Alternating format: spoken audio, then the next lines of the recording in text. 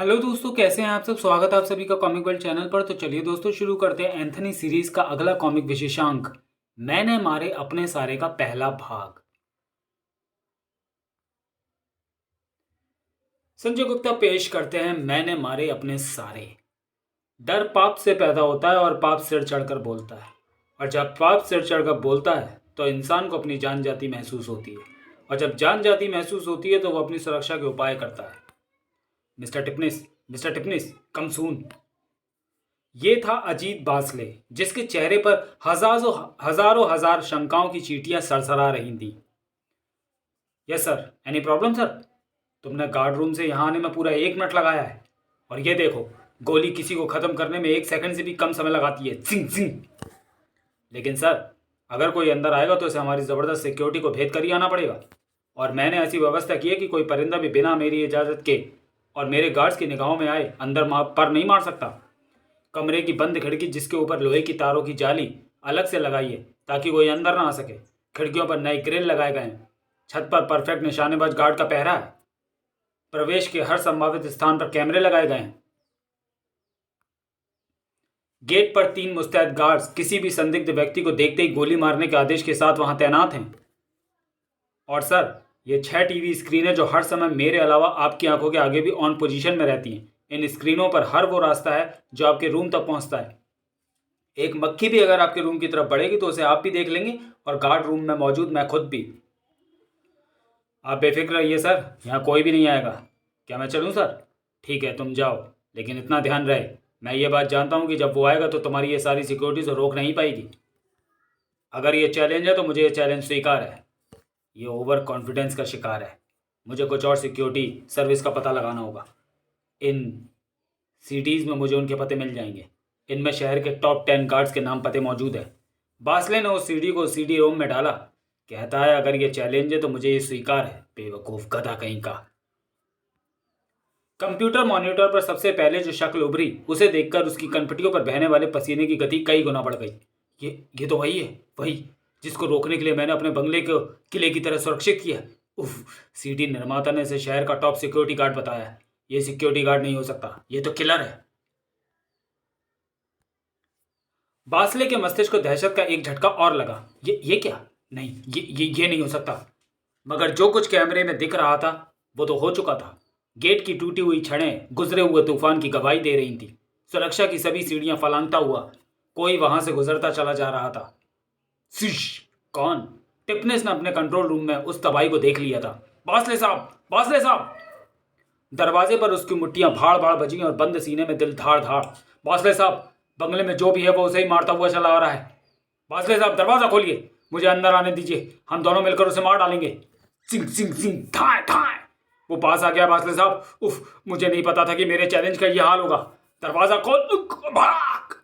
टिपनेस का सिर इतनी तेजी से दीवार से टकराया था कि उसके दिमाग की कितनी नसें फट गई होंगी कहना मुश्किल है। टिपनेस की मम्मी तक चीख ने बासले की टांगों में ऐसी जबरदस्त सहरन पैदा की कि वो गिर ही पड़ता। Come on, come on! अंदर आने के लिए दरवाजे की बाधा को हटाना जरूरी था। खाक! तरीके दो ही थे, खोलकर या फोड़कर। फिलहाल तो फोड़ तरीका का प्रयोग किया गया। बासले को दरवाजे के पीछे सिर्फ और सिर्फ अपनी मौत ही दिखाई पड़ रही थी। कड़कड़ कड़कड़ कड़कड़, जिसे वो अपने हाथों से खत्म कर देने के लिए पागल हो गया। थाए थाए, थू थू, दे दनादन, दे दनादन। Come on come on come on, you black killer! मगर मौत भी कभी मरती है। Click click. कभी नहीं। थाए जिंग जिंग जिंग, क्लिक क्लिक। गोलियों से बेजान हुआ दरवाजा उस चोट से टुकड़े टुकड़े होकर बिखर गया। गुनाह किया, नहीं डरा, तो अब सजा से क्यों डरता है? स्क्रिश! ओफ! मत डर, सजा तो मिलेगी। जुर्म को एंजॉय किया, अब मौत को भी एंजॉय कर। थम! मुर्दे एंथनी के चेहरे के चप्पे चप्पे पर मौत ही मौत नाच रही थी। बांसले हड़बड़ा कर उठा तो कपड़ों को पसीने से तर पाया।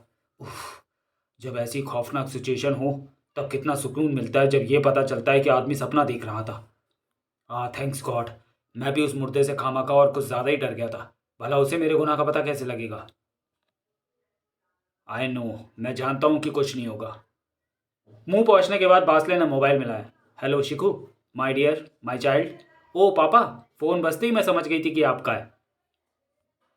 I am coming. Happy birthday. Thank you पापा। 20 साल से आप मुझे इसी तरह से कोई ना कोई गिफ्ट देते आए हो। देखो इस बार आप मेरे लिए क्या लाए हो। तस्वीर? हाँ बेटे, इसे मैंने तुम्हारे लिए पसंद किया है। आज के दिन तुम्हारे लिए इससे अच्छा गिफ्ट दूसरा नहीं हो सकता। मुझे तुम्हारे जवाब की प्रतीक्षा रहेगी। लेकिन पापा, अभी अभी तो मेरा कॉलेज ख़त्म हुआ है। मैं अभी कुछ साल और शादी नहीं करना चाहती। ये तस्वीर गई गद्दे के नीचे। अभी मुझे अपनी पढ़ाई जारी रखनी है, फिर जल्दी ही अपने दोस्तों के साथ बर्थडे पार्टी में। हैप्पी बर्थडे टू यू शिखा। अरे, गिफ्ट थामने के लिए मेरे पास हाथ तो दो ही हैं।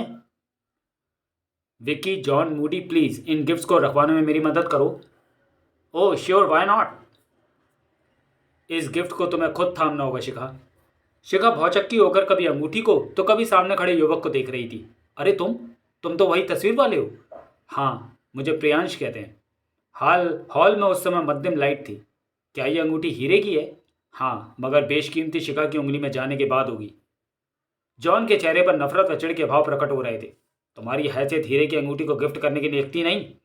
हैसियत तो मुझे भी तुम्हारी इस पार्टी में आने लायक तक की भी नहीं लगती मिस्टर जॉन। यू? जॉन, क्या कर रहे हो? हम यहाँ पार्टी एंजॉय करने के लिए इकट्ठा हुए हैं। थैंक यू प्रियांश, मुझे ये रिंग पसंद आई, लेकिन पापा का प्रपोजल नहीं।